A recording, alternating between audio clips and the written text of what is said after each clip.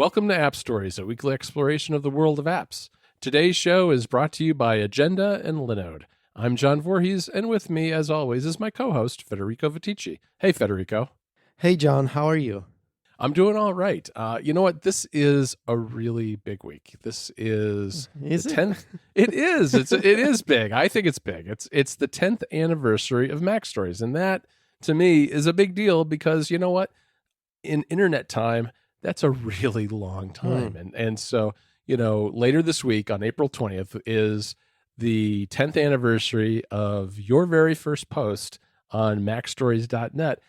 And I thought we ought to talk about that a little bit. I mean, it's not strictly an episode today about apps, but it is about stories because, of course, MacStories, right? And App Stories is right there. It's right there in the name. And so much of what we do is about apps that I thought it would be fun for you and I to have a little conversation about some of the origins of MacStories and what's transpired over the last 10 years, because, you know, so much has changed in that time period. I mean, the site has changed a lot, apps, developers, all sorts of products, they've all kind of come and gone. And the site's evolved a lot in that time too. But of course, there is one consistent thread throughout, and that's stories, and that's Federico Viticci. So I wanted to talk to you a little bit about how you got started. What do you think about that? That's a good idea. I normally don't like to dwell on these kinds of celebrations too much, but you know, we did when it was the third birthday, and you know, that was a pretty number. And 10 is a pretty an even number, but it's also a big number. And as you mentioned, in internet years, that feels like a long time. So while I normally do not like to talk about, you know, myself or what we do a lot, I prefer to actually create content for readers and listeners. It feels like it's a good time to look back, you know, for once to have this kind of celebration, and sort of also like a moment to reflect on how we've grown and the things we still want to do, the things we could have done better, and also sort of to try and trace a path from where I began to what MacStories is today. It felt right to have this sort of special episode of App Stories, if you will, and sort of turn the tables and, you know, interview me Right. instead of a developer or somebody else. So I'm up for it. You can ask whatever you want. You can, you know, yeah. You're the boss now here for this interview. So All right. Sounds good.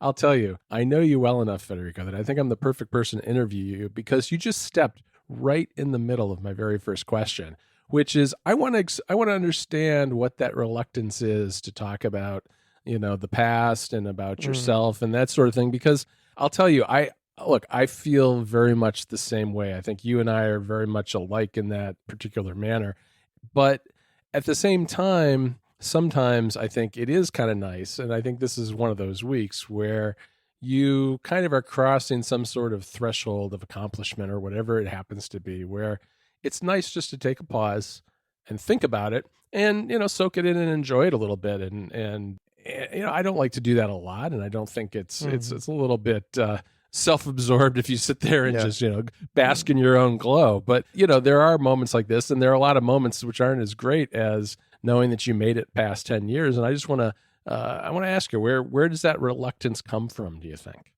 no, I think it comes from the fact that I see my job, and I'm fortunate enough to be able to do this for a living. I know that I worked out a lot for it, but it also, you know, it comes down to fortune. And I see my duty, if you will, to provide a service to people, especially in this day and age where there are so many blogs, there are so many tech podcasts that people's attention and time is limited.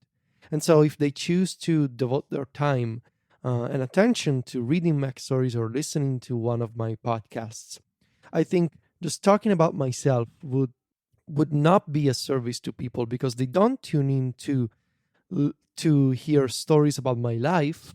They tune in to read stories about tech or about my thoughts on tech, or, you know, that kind of angle. I don't think they follow me to hear my feelings, even though some people are kind enough to say, no, please talk about your feelings and talk about yourself.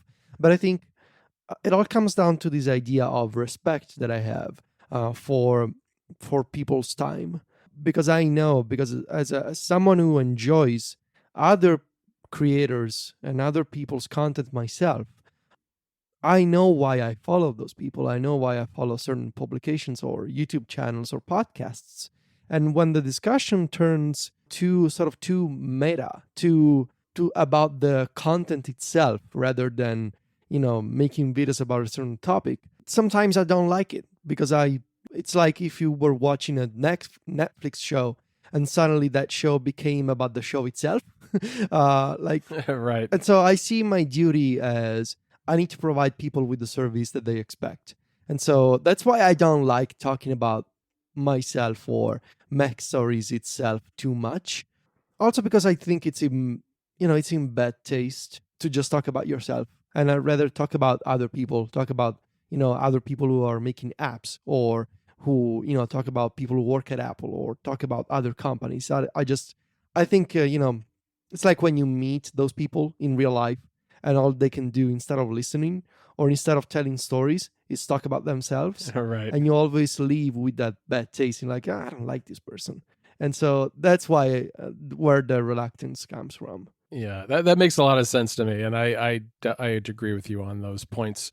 What's interesting to me though is that I think one of the things that makes MacStories unique is not the kind of meta discussion about yourself or myself or any of the team's selves that you just mentioned, but the fact that I think one of the things that we try to do, and hopefully we're successful at, is to bring a little bit of our own experience with us when we write about various apps and hardware, whatever it is, because I think too many tech stories out there are about things like the details, the speeds, the feeds, the specs, and all that. Lists of RAM chip amounts and speeds and all that kind of thing.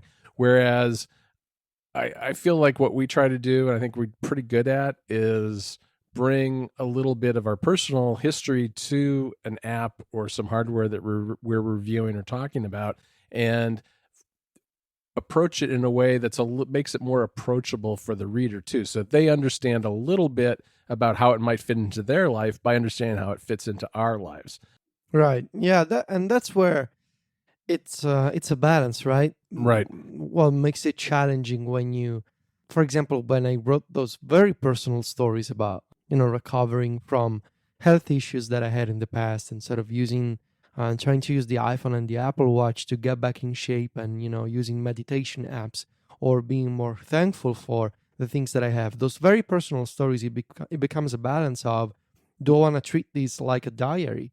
Or do I still need to find something that people can find value in?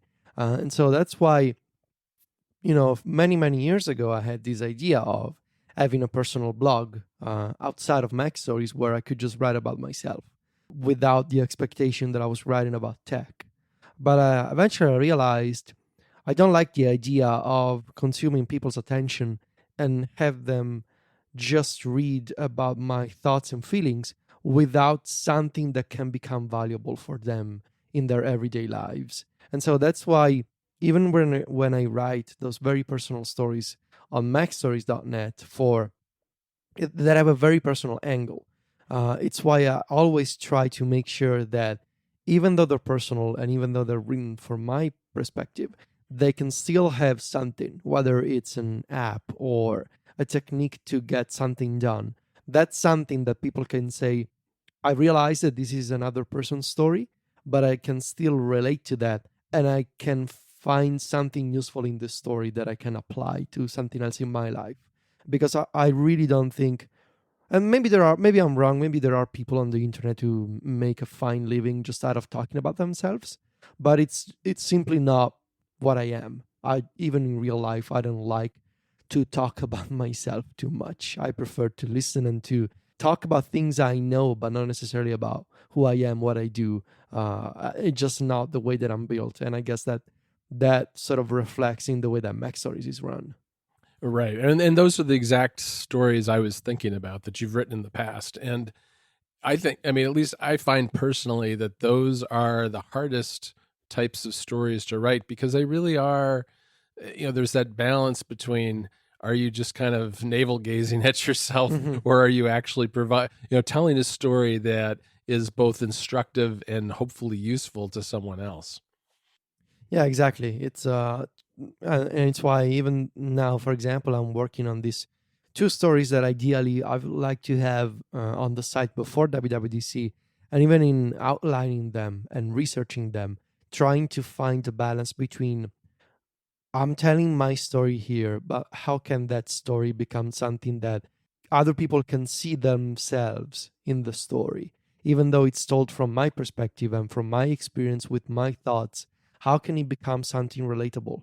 Because otherwise, I truly believe that if I were just talking about myself without any consideration for other people's time, eventually people would just stop to pay attention because they cannot relate. And I think it's important that as a storyteller, if you will, that you write something that even though it's about maybe yourself, even though it can be autobiographic, if you will, and you're writing things from your perspective and your angle, if you write in a way that it can be relatable to other people, that other people can see, I understand that this is a story from another person, but I can also apply some of the concepts or some of the suggestions in this to my life and to the things that I want to do. And so finding that balance is really what takes the most time when I'm preparing a story. Yeah, and I totally get that. I want to dig into a little bit more of the details of the background of MacStories. And, in getting ready for this interview, I went back to your very first story. Oh And no. I've been digging through an awful lot of your old stories, all 9,000 of them or whatever number it is.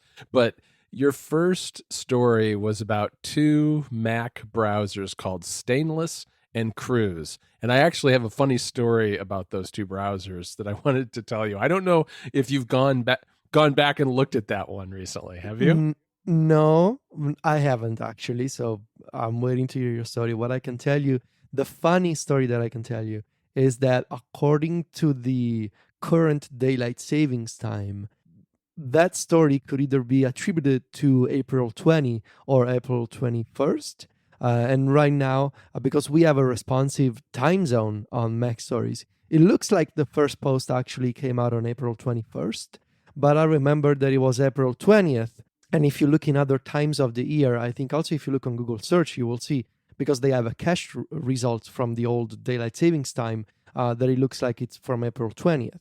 And I remember that in 2009, I published this on April 20th because I used to work very late at night. And so there's definitely some kind of bug with the time zone reporting on MacStories right now that shows April 21st.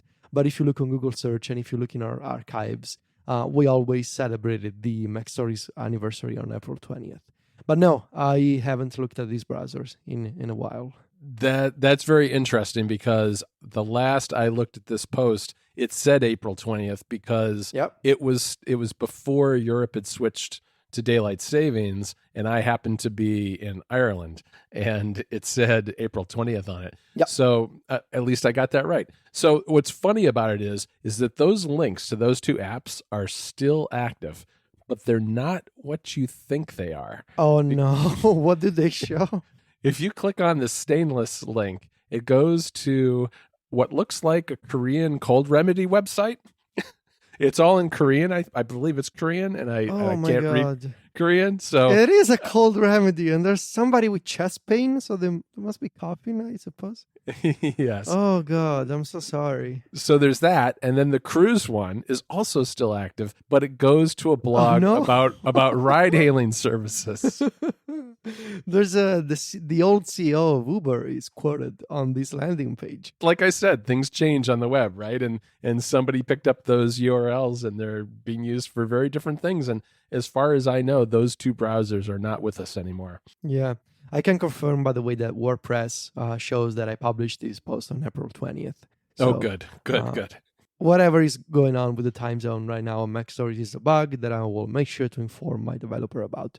Also, it might be, here's a detail that I don't know if you ever actually saw this, but and we can talk about the origins of MacStories in a few minutes if you want, but I just remembered that a few years ago, I used to, at least in the first year of MacStories, I used to publish posts in two languages. That was both Italian and English. Yes, I know that. And we use this plugin, this WordPress plugin, because back in the day when I was young and reckless, I was super into plugins, and I was just installing plugins myself like there was no tomorrow.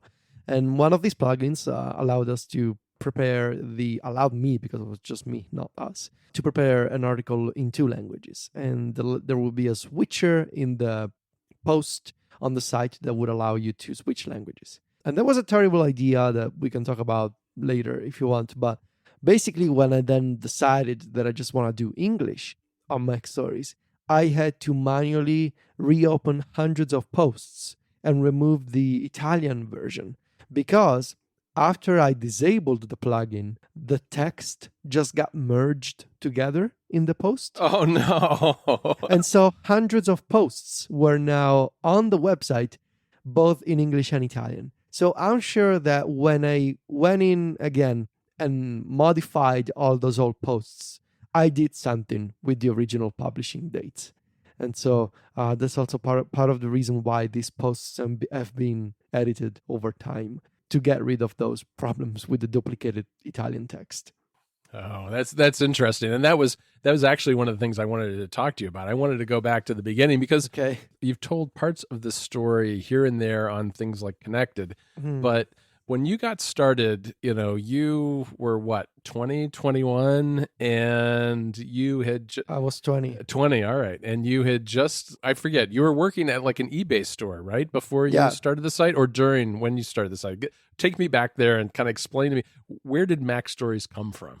Okay, so I think the most complete version of this story was told at the Release Notes conference. Was that in 2 years ago, 2017. 2017. So maybe, I don't know if there's a video with my slides up anywhere or not, but basically here's what happened. In 2008, after I dropped out of university, my idea was, after high school, I wanted to become a philosophy teacher.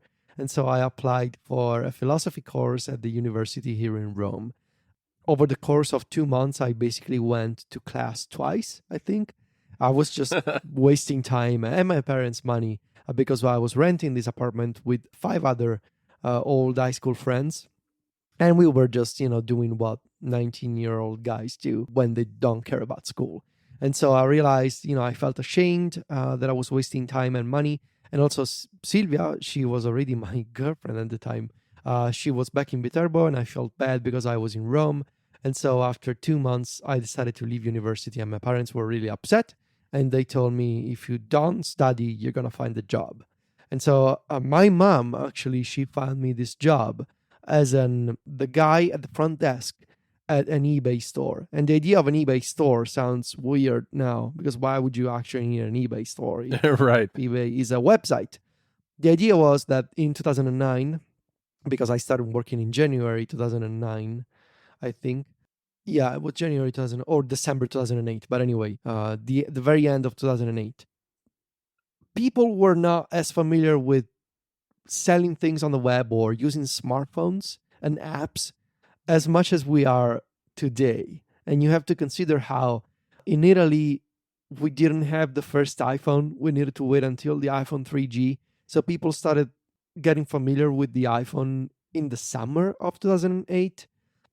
And the idea was, there's a bunch of people who want to sell their things or want to buy things online, but they don't know how to do this themselves. So you could come into the store, and we will give you assistance in either selling things online. So we would prepare the auction for you and sell it and ship it and talk to customers, and we would take a commission off of the final sale. Or we could buy things for you and have them shipped to us, and again, we would ask for a commission. And I was the guy at the front desk dealing with these online auctions and taking pictures and talking to customers and making sure that things were shipped on time. Basically, because I had so much, the business was not going well. After a couple of months, the novelty of the idea wore off. I guess that people just, the problem with that business was, once you do it, a couple of times, and then you start getting the hang of how eBay works. And most people just said, you know what, I'm just going to do this myself. It seems easy enough. Sure. So people were not coming back. What's the strangest thing that someone ever brought in? Oh, man. Once we got a call from this man. He was in his 70s, I think, to if we could go check out his collection of war memorabilia. And sure enough, we drove out of town to this very small town near Viterbo.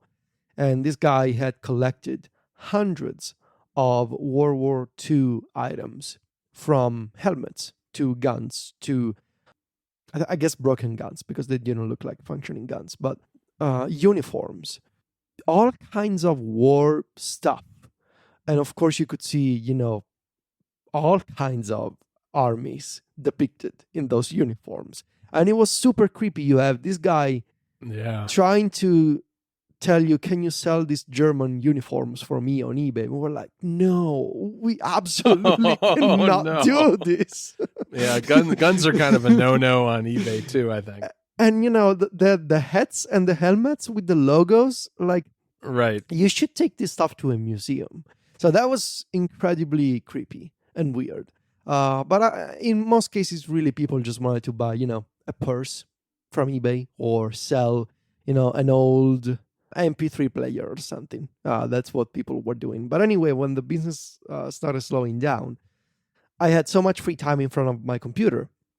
And you also have to keep in mind that money as an employee was my first job. I had never worked once in my life. I was 19 and I was saving my first money. And that looked, I was all over the place with spending this money. I was trying to save money as well. But I was so happy that I finally had money for myself. And so I don't know how it happened, but slowly I realized I think I want to buy a better computer for myself. And then I started doing some research, and there were so many people enthusiastic about the Macintosh. I realized, I think I want to buy a Mac. I want to save money and I want to buy a MacBook Pro. And so that idea of, I've never been an Apple user in my life, but I want to start with, I think I had an iPod. Maybe at that point, I just had an iPod Classic, but that was it. I didn't know about the iPhone. I didn't know about the Macintosh. I just knew that I wanted to have a better computer for myself. And so I started saving money to buy a MacBook Pro. At the same time, I started doing research, and I discovered this Italian discussion board. I think it was called Games Radar, and then maybe it eventually changed name to Games Village or something like that. And it was an Italian forum board. There was a subsection dedicated to the Apple community. And I started reading through, as you would say, lurking, without actively participating in the forum discussion, just to read what people were saying about Apple. And I remember, seeing the first links to John Gruber and Daring Fireball, and the first links to Mac Rumors, and thinking, I think it's pretty cool how there's websites that can actually talk about Apple and do this for a living, sort of like a magazine, but it's on the internet. And I was very new to this idea of tech blogs and reporting about Apple news and rumors. And so over the course of several weeks, I eventually created an account and I started talking to other people online. And I'm pretty sure that at some point I started asking for tips like, I'm saving money, I want to buy a MacBook Pro. Do you guys have any recommendations for me? And funnily enough, that forum board is how I got to know Alessandro, who is our current web developer. Oh, wow. We met online on that forum board. And yeah, eventually I got a MacBook Pro, and I started getting super into talking about Apple and following Apple news. And this, you got to keep in mind, I'm accelerating the discussion here, but this happened over the course of multiple months between January and February. And my girlfriend saw that I I think I got my timeline wrong, because all of these happened through the course of 2008, because I finished high school in 2007. Right. So I bought my first MacBook Pro in October 2008. And so over the course of multiple months, leading up to the beginning of 2009, that would be January, I was reading online and talking on forums. I was wrong by a year, basically. Yeah, that makes more sense in terms of the timeline. Yeah. I had the late 2008 MacBook Pro. So for multiple months, I read everything I could about Apple, and I started talking to people on this forum. And then Sylvia, one day, she noticed that I was writing on this forum so much. She told me why. I think, if I'm recalling correctly, I think she said something like, "Do you get paid to write this much?" Because she already saw my tendency to write these very long responses and detailed answers to people. And I was like, "No, I just hang out here." And she was like, "Shouldn't you do this for like as a job, as something that pays?" Because I'm pretty sure that I told her, like, there's all these blogs that I discovered, all these websites and people that talking about Apple, and they have ads on their websites and they make money. And so she convinced me, why don't you try to do this as an actual blog yourself? So you have things to say, you have thoughts. Why don't you do this yourself? And at first, I created this free website because I didn't want to pay for it. And I remember being on WordPress.com and trying to come up with a subdomain because you had to have like domain name.wordpress.com. I was like, I want to have something with Mac in the name because I'm so into my MacBook Pro. I want to talk about the Mac. I was like, Mac rumors exist, some Mac news was taken. Like, what is it that I want to do? And I realized, I like to write, and I guess writing the word stories came to mind, and I tried MacStories.wordpress.com, and it was free. So I was like, okay, well, I'll just use MacStories for now. And I started blogging for free for a couple of months. And at the time, I was getting 50 to 100 page views per month, not per day, per month. Wow. And I was like, well, I was telling Sylvia, I remember at the time, 10 years ago, it's like 100 people I got on my blog this month. And she was like, that's great. Everything felt, we were so naive. And so I felt like I had an audience. And I was quite spammy in my approach to like sharing links on the forum with other people to make sure they will read my thoughts. Right. Which were in a very extremely bad English at the time. And I was constantly spamming people on Twitter to share my links. And later I decided in early April, I'm just going to buy a domain name and have my own website because it looks more professional. Right. And thankfully, MacStories.net was available because the .com was taken back then, still taken today by the same person. And I created MacStories.net. I put together this free theme with a logo that I created myself in Photoshop with a cursive font. And the theme was basically a non-responsive white background with a toolbar and a logo. And on April 20th, 2009, I published this first post about these two browsers. And that's how it began, basically with an obsession. Oh, and in the meantime, I also should mention that in December of 2008, I got fired from that job. So that was the sort of the impetus that convinced me to do this in early 2009 was, well, I got fired. I got some savings. Thankfully, my parents are still around for support. And, I figured maybe I should try this and see if it works. So that's how it happened. Wow, that's a good story, and I didn't know a lot of those details. That's fantastic. I have so many questions, Federico, and I want to start though with one that's super specific. Whatever happened to Stories of Mac, the Twitter account? Oh my God, it got that. You could ask the same question about why are we not at MacStories on Twitter, but we are MacStoriesNet as the username. Ah, interesting. It's because I was spammy and I was sharing my links too much. Oh, no. That MacStories got suspended. And oh, wow. I had to come up with new usernames all the time. And eventually I landed on Stories of Mac. It actually lasted for quite a while. I think the first couple of years I was Stories of Mac instead of at Viticci on Twitter. And I stopped spamming with the MacStories account. So I kept the MacStoriesNet. And after a couple of years, I realized, there's all these folks that I follow online. For example, and Gruber was really an example for me, and how he was just John Gruber. Right. And his username was at Gruber. And so I thought, I can do something similar. I can be at Viticci. It's easy enough to spell in English. And at some point, I just changed my username from Stories of Mac to Viticci, and I started redirecting the I created a new profile for Stories of Mac saying this is an old profile, go to visit Viticci. But basically, the reason why that was my username is because when I was 19 and stupid, and how I didn't know how the internet worked and how social networks worked, I kept spamming people and interjecting discussions online by sharing my links and saying, go visit my website and read the article that I wrote about this topic. And that's why I can't believe that now, the people took me seriously back then, when my behavior on Twitter and online was so wrong in the sense of, like, I was too aggressive in promoting myself. Right. And I hate it when people do it these days, but then I try to remember you did the same when you were 19 and you didn't know how to be professional. So, whenever I see these kinds of behavior, I give it a pass because I did it myself.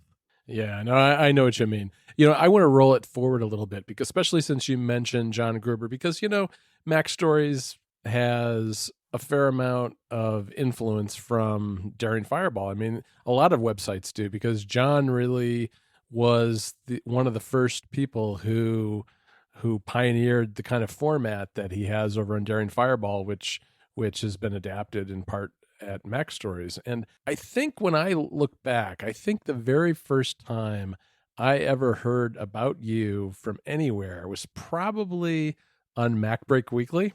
Really? Yeah, I think so, from Merlin Mann.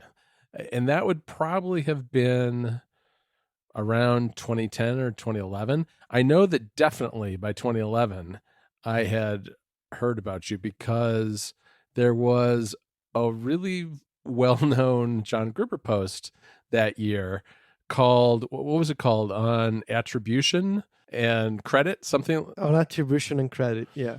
Yes, because the Wall Street Journal wrote an article that mentioned MacStories, and an article you had written about some rumors about Apple. And what did they refer to MacStories as? It was like an enthusiast blog. Yeah, Apple enthusiast blog. Right. Tell me a little bit about how that all went down and what that meant in terms of the, I guess where MacStories was at the time and where it went after that. Yeah, I guess at the time I was trying to break into the scene of reporting breaking news and covering rumors.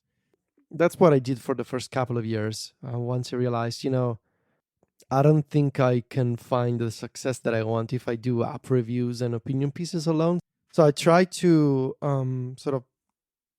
try to have both types of coverage on MacStories. And that, I think at the time, there was All Things Digital, which was the tech website owned by the Wall Street Journal, I think. Right. And so what I did was I compiled a list, I think that's what it was, of how many apps were available on, I think I counted how many apps were available on the iPad App Store, which at the time was new. And I think I broke the news that the iPad App Store had reached 10,000 apps or 100,000 apps, something like that. You counted thousands of apps? I didn't count them all, but I had a way to see how many were available. Okay. By checking, I think, App Shopper, and also the number of results on the App Store, something like that. Sure. And I was the first one to report this news that the iPad App Store had reached X number of apps.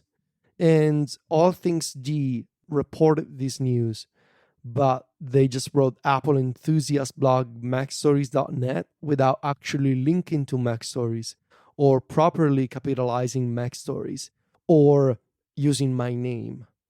And so that's why I think I was a bit upset about, like, they're treating me like some kid who does this for fun, where I had been doing that for a couple of years at that point, or for I think at least a year, probably more.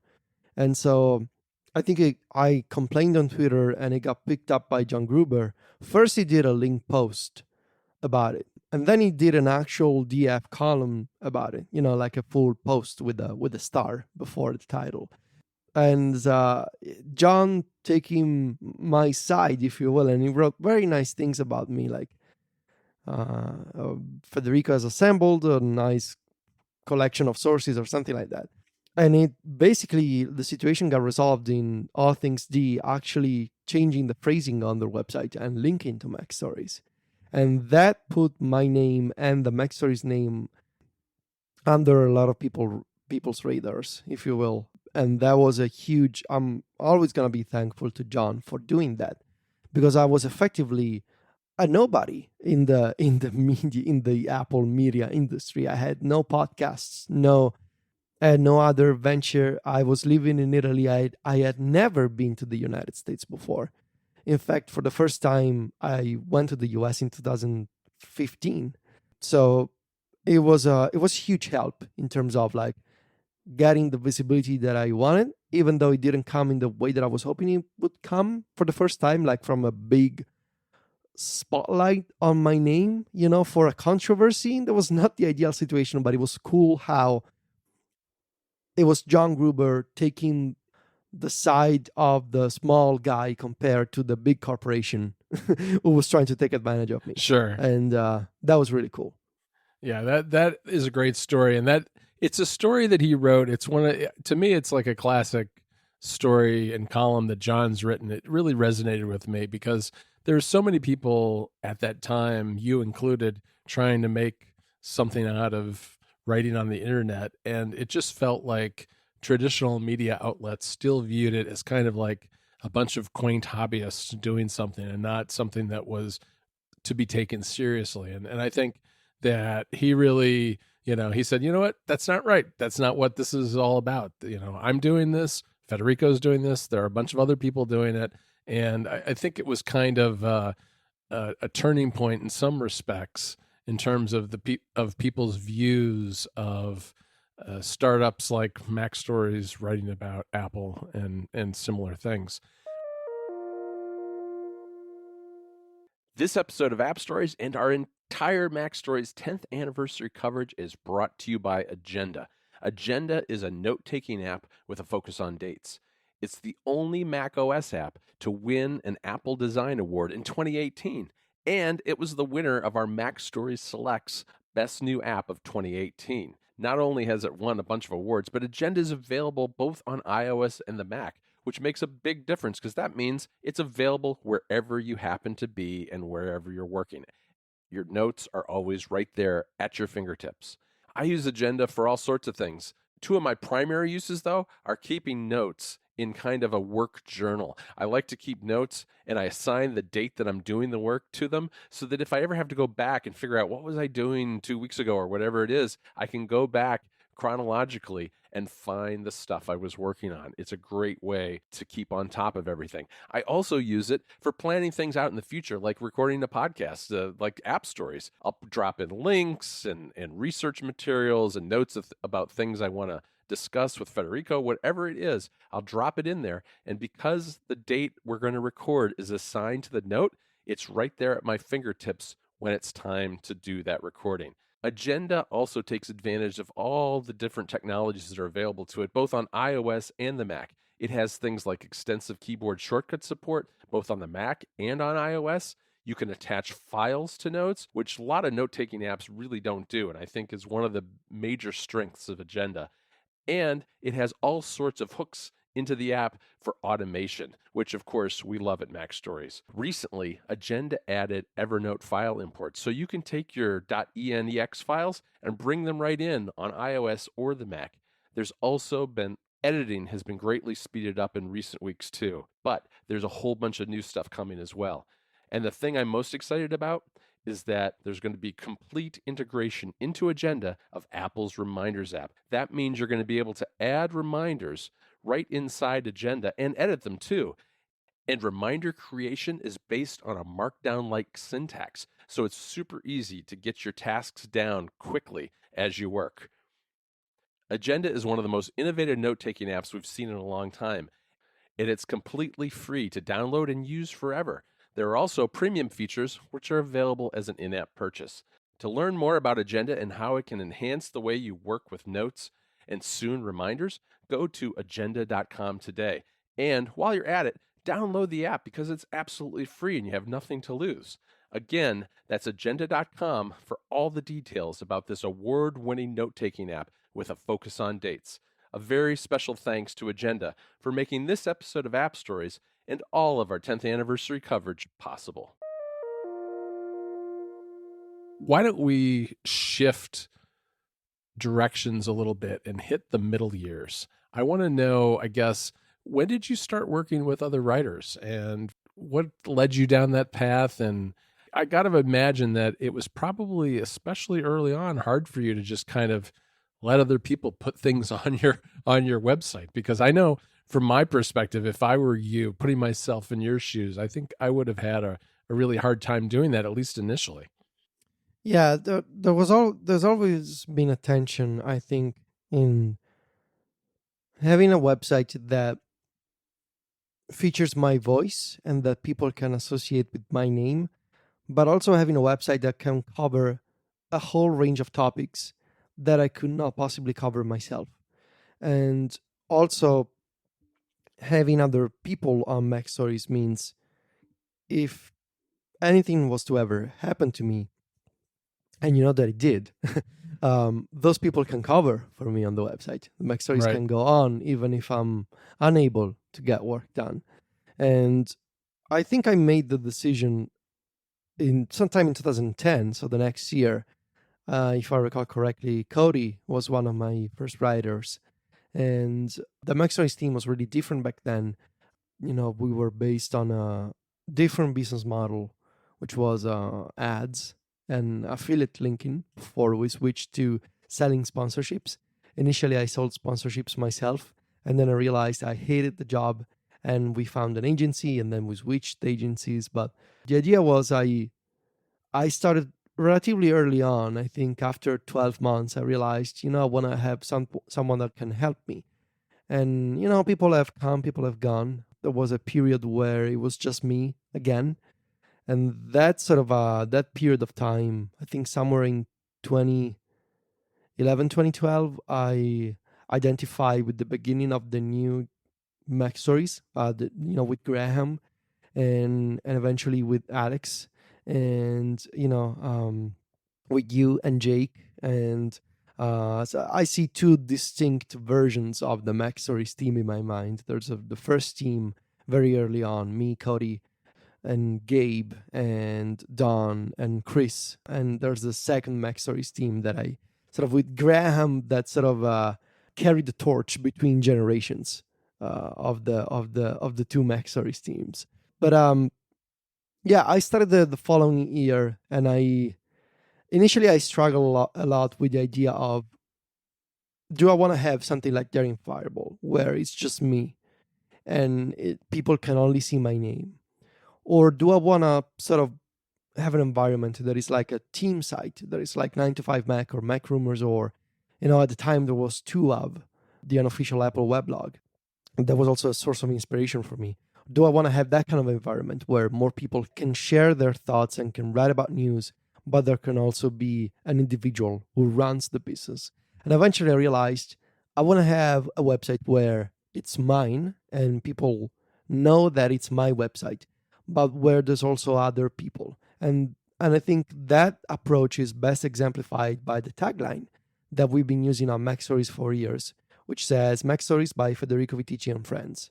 And that approach of, it is me and my friends and the people that I know, the people that I trust, that can share their thoughts on this website. That is also why I've been more open to, having folks like Rosemary or Steven or, other guest authors in the past couple of years.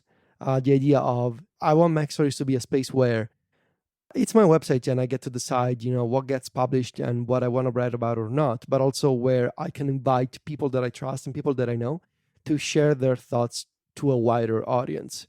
And initially, it took me a lot of time to understand, like a lot of soul searching, if you will, to understand, do I want to be the single guy in charge here? Do I want this to be a personal blog, or do I want to have a team? And over the years, I think the decision to go with a team has proven successful and useful many, many, many times. Okay, Federico, you mentioned Graham as being kind of the bridge between old MacStories and new MacStories, and I want to explore that a little bit more. But before we do, I feel like before we leave, I guess call it era one of MacStories, I want to talk to you a little bit about what the impact on the site was when you got sick, because that obviously took you away from the site quite a bit for while you're receiving treatments. But fortunately, you had other people to help you out, and you came back from that. But how did that impact MacStories and kind of the way you view the site and the way you operate the site? Sure. Well, first of all, I was fortunate to have teammates back then, Graham and Cody and Don and Chris, who stood by me and took amazing care of the website for those days and weeks when I wasn't able to get work done because I was too tired or too sick from treatments. But also, I think in a way, well, first of all, work was one of the things that really helped me through those tough times, because being able to have something of my own that was waiting for me to get better in a way was an encouragement to actually get better and be done with treatments. Mm-hmm. Because like when you work for somebody else, or if you have a job you don't like, but you gotta do it because you gotta pay the bills, so you gotta work, maybe you're in a way you're actually happy when you're not working, because you're like, oh good, I have the day off of work. And so from me, that sort of, a lot of people hate their jobs, but I love my job. And when I was away from it because I couldn't get work done, I was actually excited to get back to work. And so some days I was too tired to actually get any work done, and so I had to delegate. And that taught me a lot about sort of the discussion that we were having a few minutes ago about, do I want to have a website where it's just me, or do I want to have a team of people? And that experience told me that I want to have a team that can take care of MacStories, because other people can carry the spirit of MacStories and sort of our our taste and our guidelines, even if I'm not around. So that experience told me a lot in terms of delegating and trusting other people.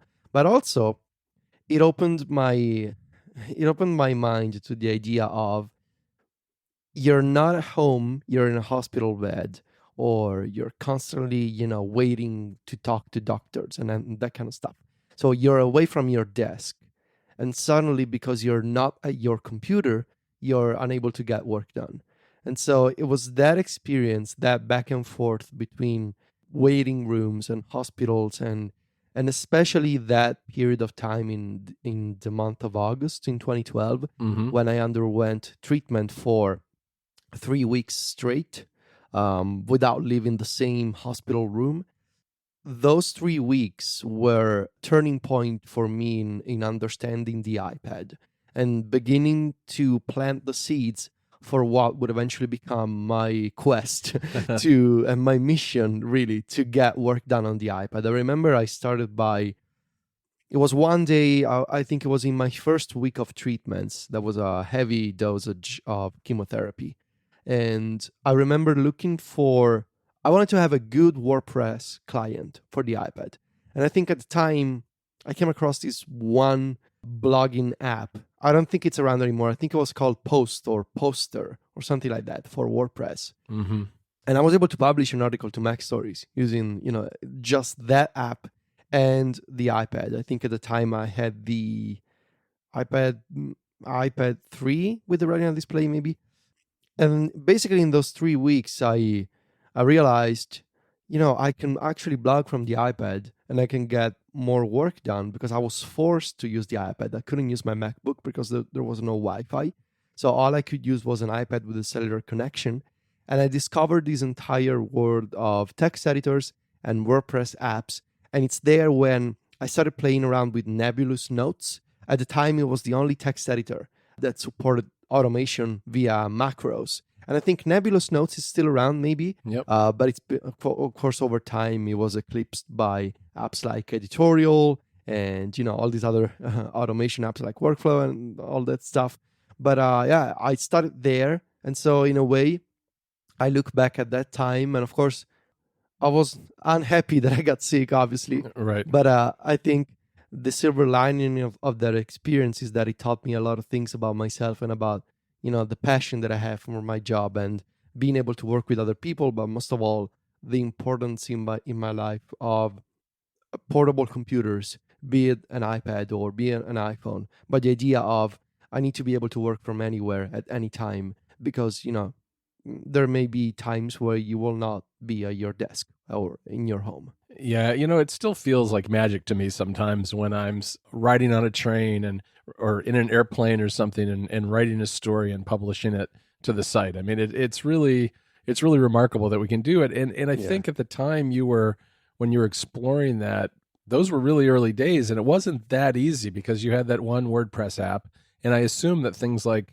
uploading images to the CDN was hard at that point. God. Right? Oh my God.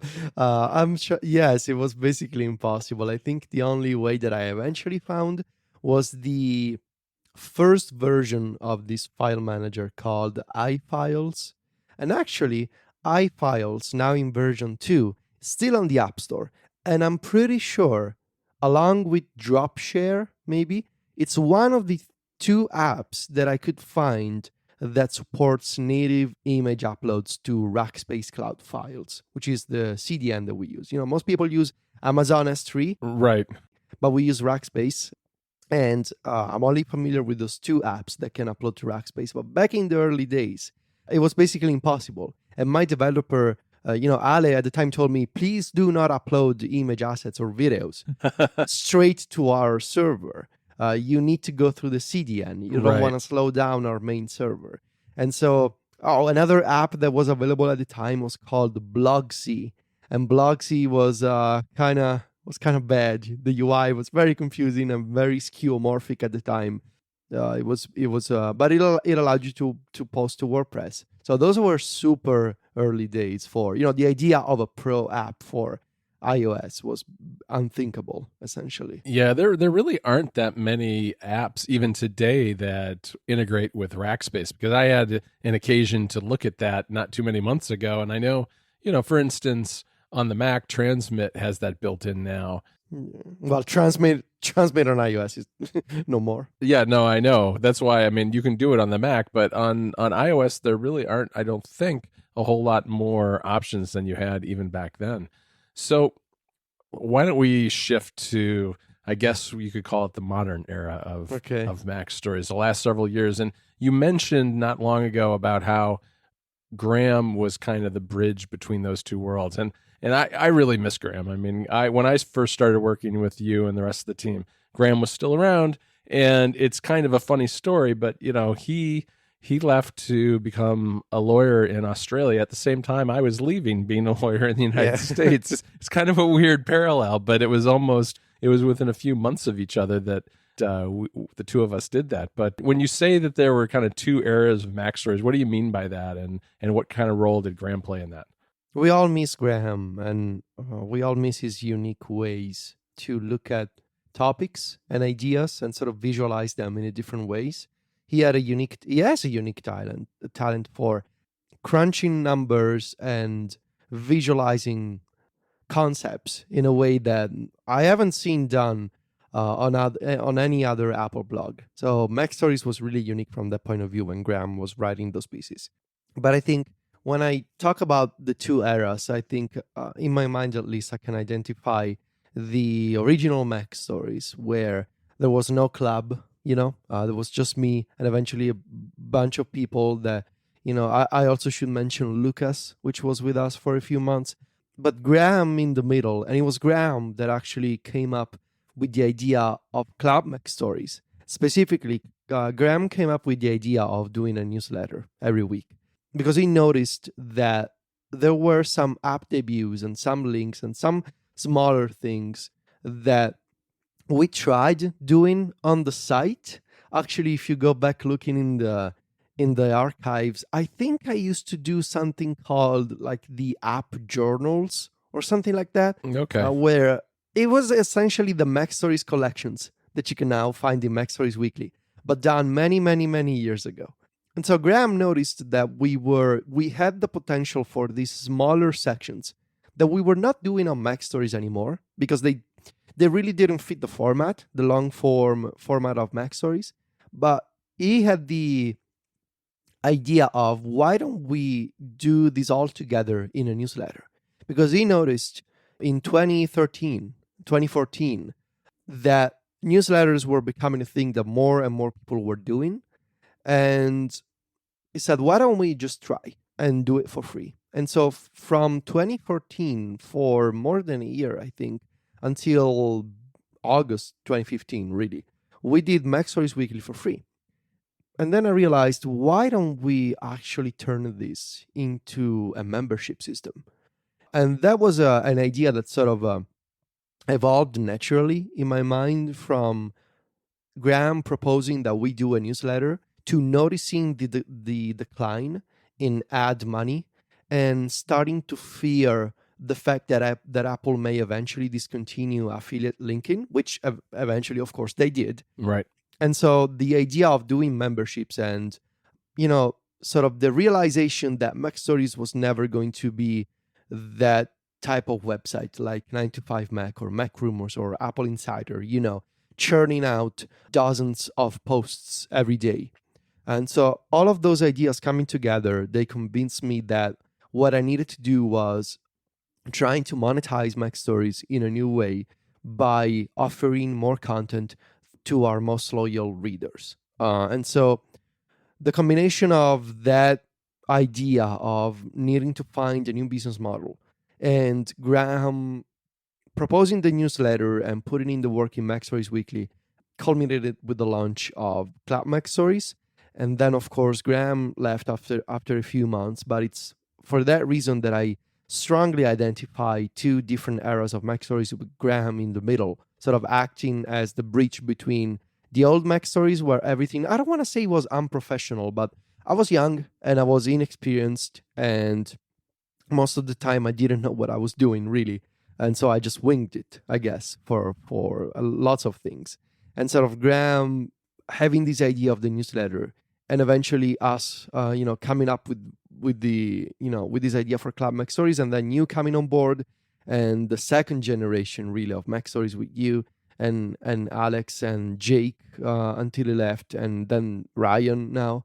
So that's why I see two different generations, and I mean it's Graham, but maybe someday we'll come back. Maybe someday we'll have the time to. I know he's busy; he's very busy. I mean, you've been a lawyer, John, so you know how busy he can get. Yeah, I know what it's like. He's definitely busy. It's nice though. We do keep in touch with him, and that Yes. he does seem like he's very busy these days and happy with what he's doing now. This episode of App Stories is brought to you by Linode. Linode serves their customers with the help of 10 data centers across the globe, and they're about to add even more. Mumbai, India, and Toronto, Canada will both have data centers before 2020. Linode features native SSD storage, a 40 gigabit network, and Intel E5 processors, meaning you're able to serve your customers even faster than before. And so that you don't have to stress about overspending, Linode have designed their pricing tiers to feature hourly billing, with the added bonus of a monthly cap on all plans and add-on services such as backups and node balancers.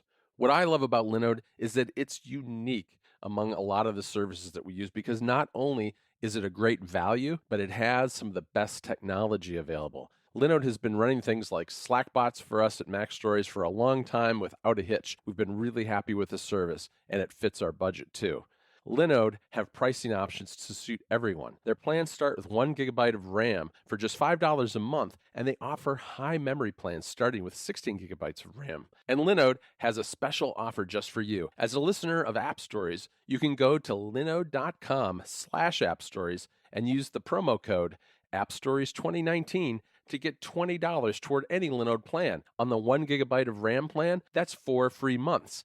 And with a 7-day money-back guarantee, you have nothing to lose. Give Linode a try today. That's linode.com/appstories and the promo code appstories2019 to learn more, sign up, and make the most of that $20 credit. Our thanks to Linode for supporting App Stories. You know, it's interesting to me, these two eras, because you're right, the economics of MacStories and the only reason MacStories can continue to exist is by finding a way to make money so people can pay their bills and then we can actually continue to work on it. And that's changed quite a bit over the years. And now the club is a pretty big piece of that. And, you know, we have sponsors as well. And we have this show, we have App Stories. Is there anything else about the business of MacStories that you would point to in terms of what has kind of changed over the course of the last 10 years? I think one of the things that we've started doing with you, and that I think is one of the things that we'll continue doing more and more going forward, is the idea of MacStories being more than just a website, but more like a family of products, if you will. So we have MacStories and we have App Stories. And I think if you think about it, this idea of having a media company, if you will, rather than just a blog and a podcast, but thinking more in terms of a bundle of services really that we offer to people. That's something that I would like to explore in the future. And, I'm trying to be super vague here because you know that I like, that I like, you of course know what I'm talking about, but I like surprising people. So that idea of growing into a family of productions, that's something that I think has changed and will continue to change.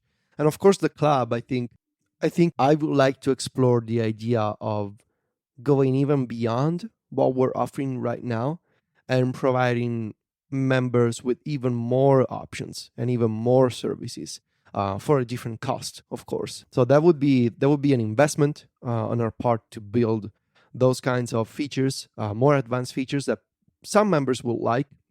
But I think trying to make sure that we can cover all of the requests that people have, and therefore offering different flavors of the club. That's something that I would like to do in the future.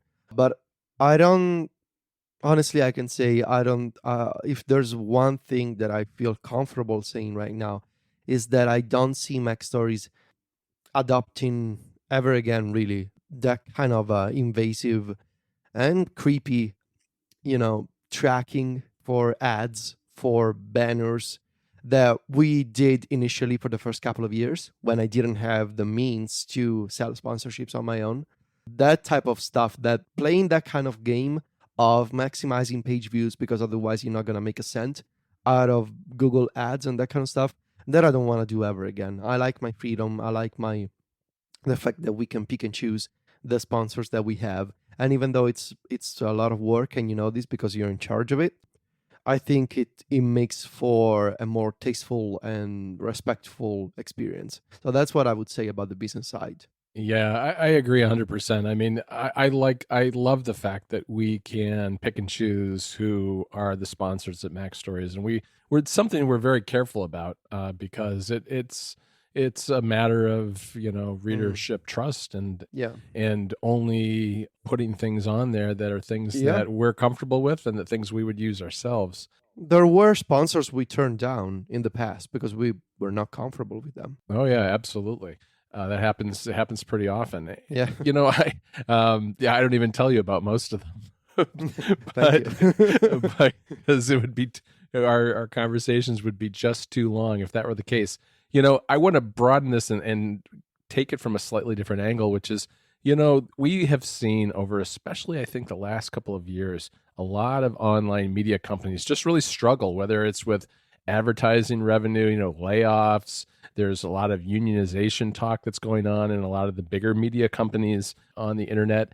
And I wonder if you ever feel like any of that really affects you, or how is MacStories different and how is it able to, I guess, survive despite kind of what I think is a fairly tough time in the media industry, both in print but especially online these days. Well, I think the first major difference is that we're a smaller media operation, and my simple trick is to never hire more people that you can actually pay them. I've been extremely conservative in hiring and bringing new people on board because I don't want to have a team of 10 people. I want to have a small team, and I want to make sure that we can sustain this medium sized operation. I don't want to expand to having to manage 20 people or 15 people. And I think the most important thing for me has been making sure that I treat my writers fairly.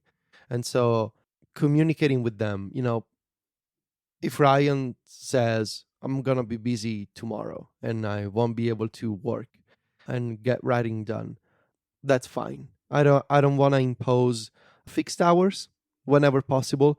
That's not to say that I don't like schedules. I like to know when someone is available, but also I won't hold it against them if they're gonna be busy for a couple of days or if they want to take a week off. So communicating with people and again that comes from the fact that we don't do breaking news. We don't have that kind of pressure because I've been through this process of when I wanted to do breaking news, I actually back in the day, and I'm kind of ashamed of it, but again, things you do when you don't know better. I actually did several posts with breaking or exclusive in the title, and there was a lot of pressure there of making sure that someone was always going to be available to cover the news and to report the news as soon as possible. And so that editorial line also affected my relationship with my writers and my collaborators. And I didn't like that because I was constantly stressed and anxious that, what if Chris is not available or what if Cody is not available, that kind of stuff. And so since I realized the kind of website that I wanted MacStories to be, that also changed my relationship with my writers. And so making sure that nobody is stressed. I want working for MacStories should be something that you like, not something that you have to do. I want to make sure that for me and for my writers, there is something they like to do and something they want to do. And that means not having as little stress as possible. And of course, there's always some kind of stress, especially for those times of the year like September or, WWDC, when we have lots of things to cover, lots of things to plan. But also, I don't want my writers to work begrudgingly for MacStories. I want them to like what they do. Right. And also that means that the salary is something they're comfortable with. It means incentivizing growth and making more money. All that, basically talking to people. And yes, I'm in charge, but also I don't want to be a person that you or Ryan or Alex are fearful of talking to. And I hope that I'm doing a good job. And of course, I know that I'm not Vox Media. I'm not the Times. I'm not the Wall Street Journal. My means are much smaller than that. But I think if I had to sum it up in a sentence, I think making sure that I can talk to my writers and making sure they're comfortable with working for MacStories and with the money they make from MacStories. All right. Well, I'd like to shift, I guess, next to a little bit to you as a writer and just talking to you about a few of the aspects of what you're known for and probably you're best known for those monster iOS reviews at the end of the year, but you haven't always done that. That is, I'm not even sure when you started. Was it iOS 8 maybe? Or no, it was probably before that, 7 maybe? So the proper iOS review starts with iOS 9. Okay. In that it was called iOS 9, the MacStories review. I consider my iOS 6, 7, and 8 articles to be reviews in that style. But if you were to be extremely nitpicky about it, then iOS 9 review starts the family of MacStories reviews for iOS. For iOS 6, I did an article called The iOS 6 Trilemma. For 7, I did, Living with iOS 7. And for iOS 8, I did something called How iOS 8 Changed How I Work on the iPhone and iPad. But basically those reviews, for the longest time, I did this series of articles. I remember Graham was around when iOS 5 launched. We did an entire collection of separate posts about iOS 5. We had a special area of the website back when we had the old design of MacStories.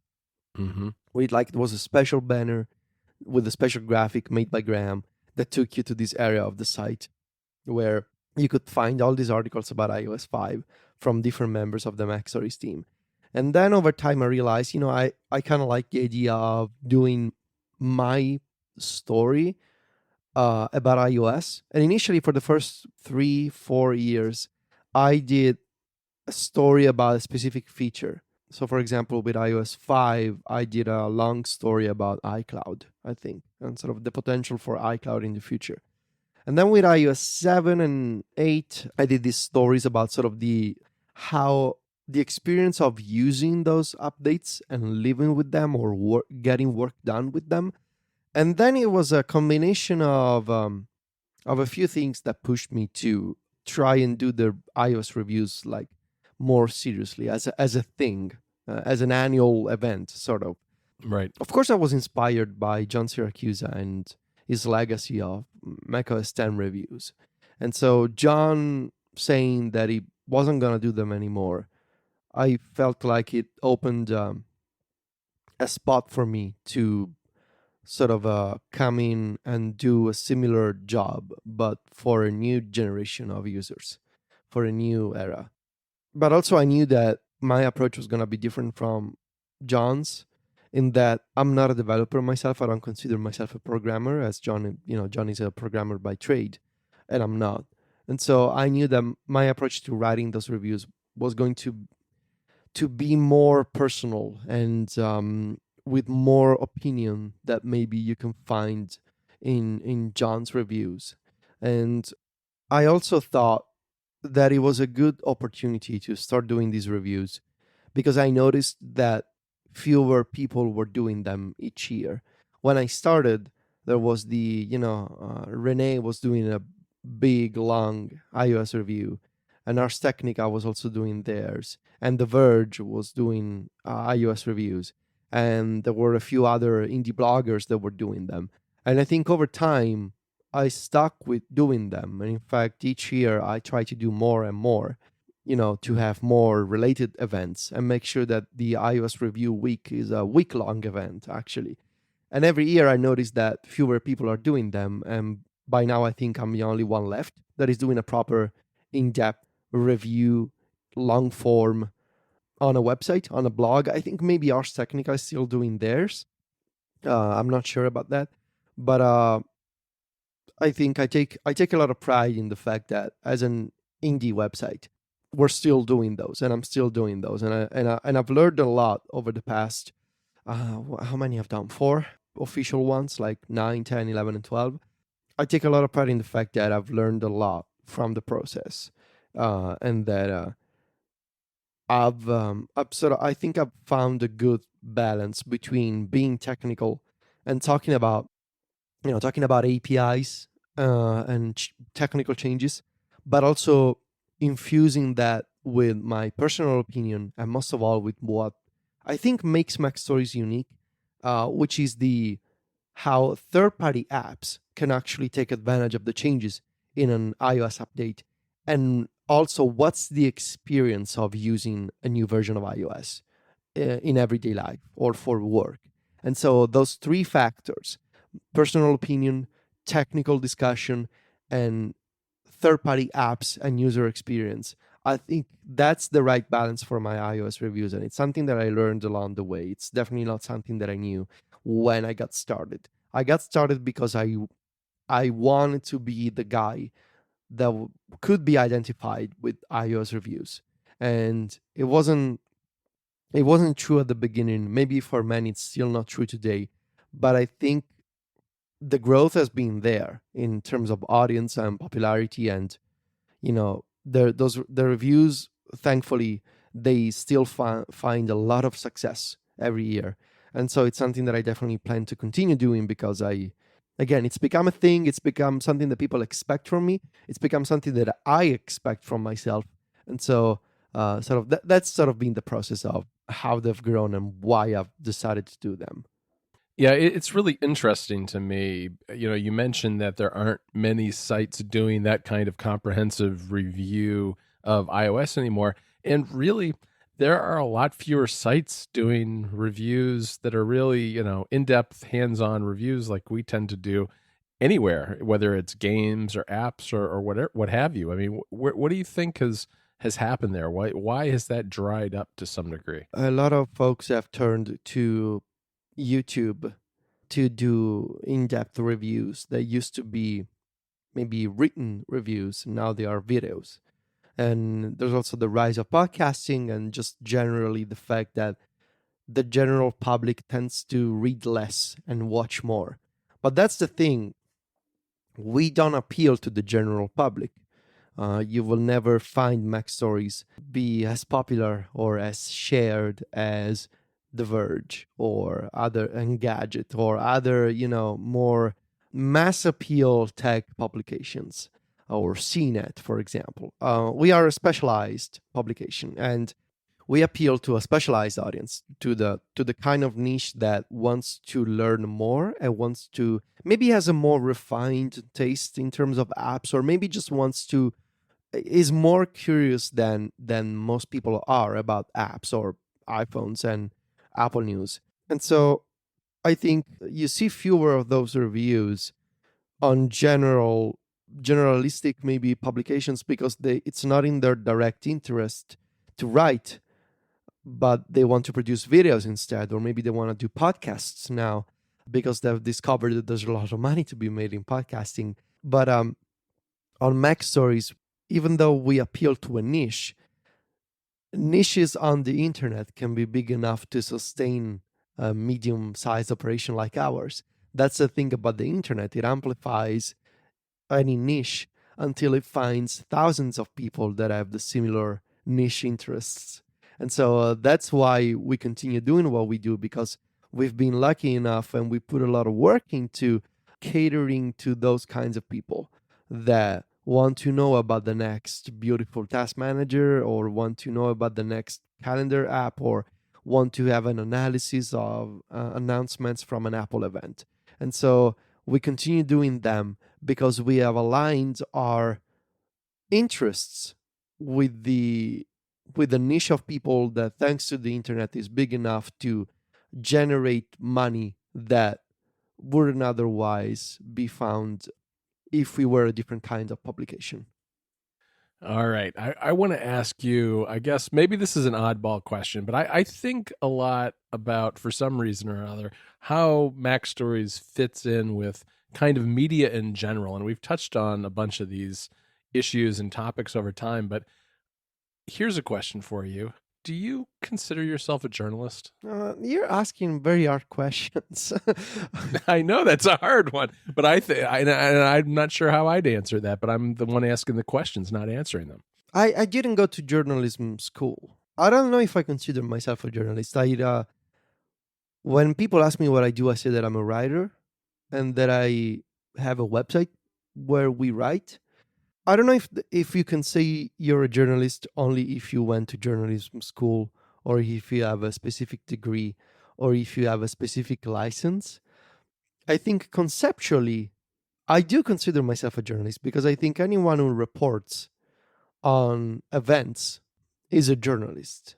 Anyone who does that for a living over a prolonged period of time and gets paid for doing that and has editors that look over his words or her words. Anyone that does that for a living is a journalist, especially if you do it, over the span of 10 years.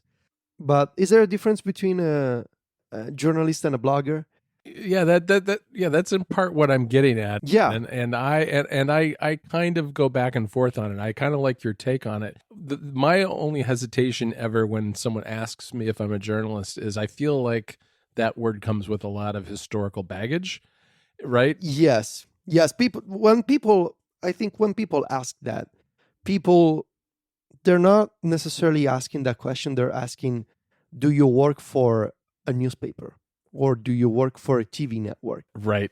And in that sense, then I'm not a journalist because I don't write for the New York Times. I don't respond to an editorial board of 40 people. Ultimately, I'm in charge. And maybe that doesn't make me a journalist. Maybe that just makes me a writer with collaborators. And I think I'm fine with that. I don't, my dad is an actual journalist. He has a license. For decades, he wrote for newspapers. He worked for TV. He was actually a TV host for a local TV network.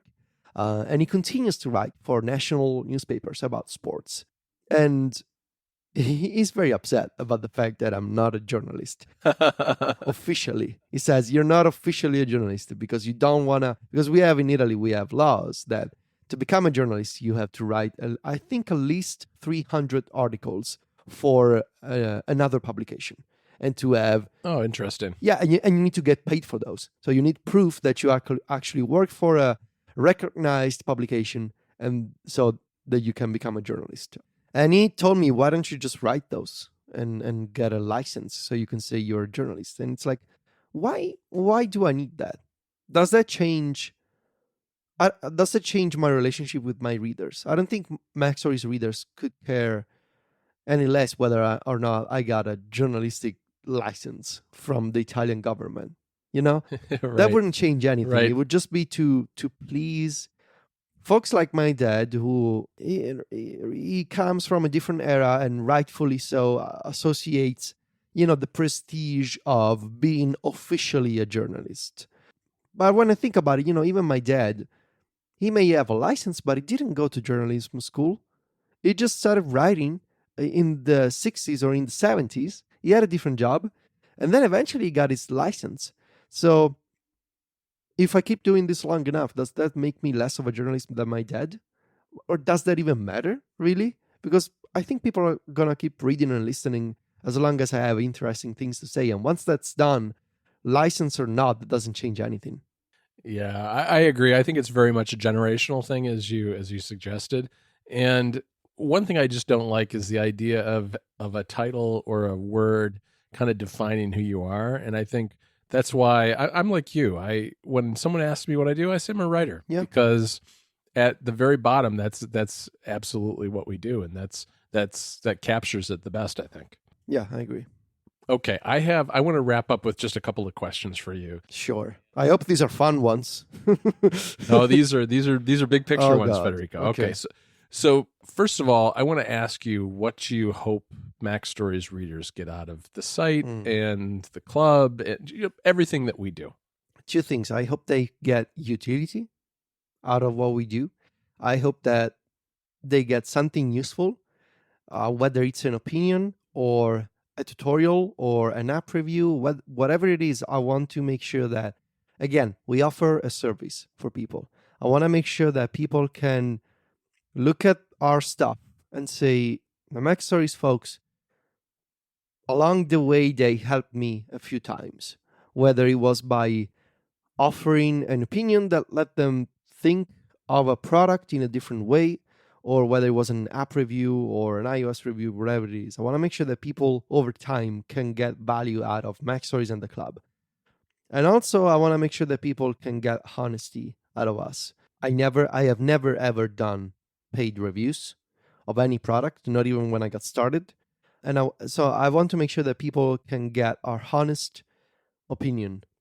Whether it's wrong or not, that doesn't matter, but I want to make sure that there's honesty and that people can feel that we write because we want to, not because we have to, and not because we get paid by someone else to do so, not because we're told by PR people to shine a light on a story in a more positive way. I want to make sure that people can see that.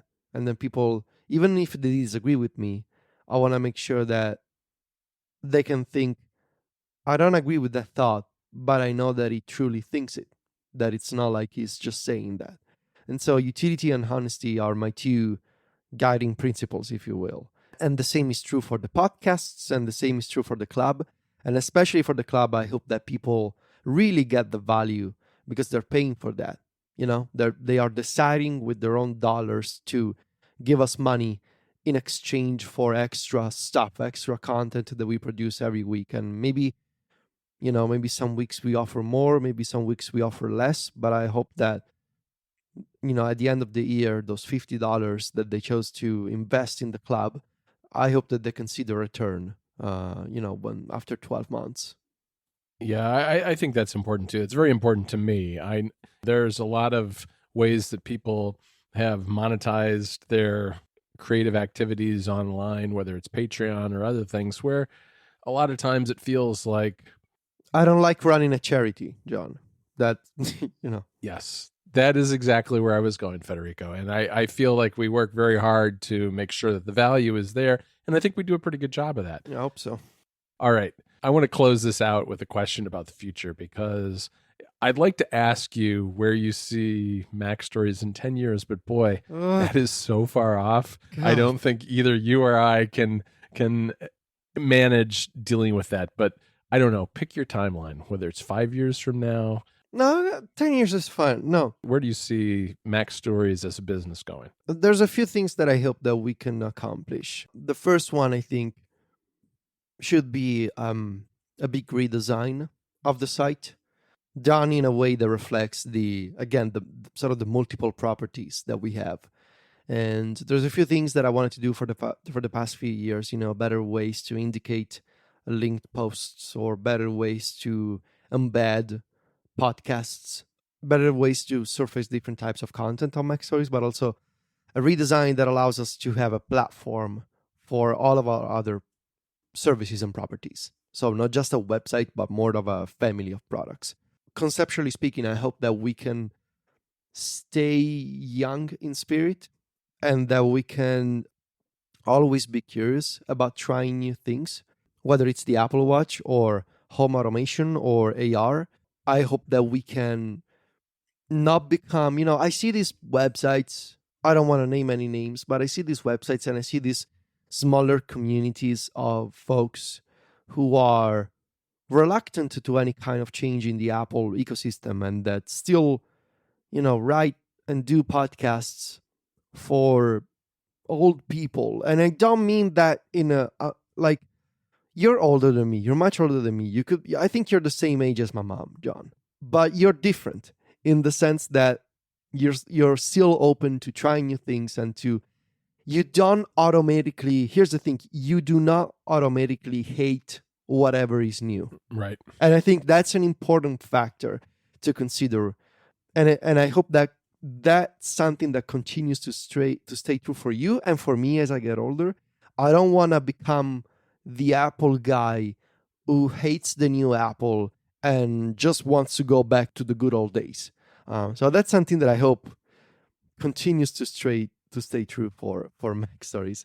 And also, I would say, I hope that we can expand to different formats. Of course, video comes to mind. Podcasts, we're already doing a bunch. Maybe we could do more. But I hope we can, as we've always done, slowly but surely expand to different formats. And I think that's really about it. I hope that we just can continue doing the current structure. I like a lot, in terms of there's a free website and there's paid content that you can sign up for. There's ways that we could expand that. Again, as I mentioned, new ways to monetize the club, new services that we could offer there. But really, the big picture idea for me would be continue doing what we already do by adding some more flexibility, whether it's more podcasting or video or more things for the club. Continue being excited about new things, whether it's the iPad becoming a laptop or Marzipan coming to the Mac. I want to make sure that we can keep up with the times, and I want to make sure that MacStories can continue being an independent publication that is actually also a family of products and a family of services, sort of like a small media company, if you will. That would be something that I hope we can accomplish in the next 5 years, 10 years. I don't know, but big picture, that's what I have in mind right now. It sounds great to me.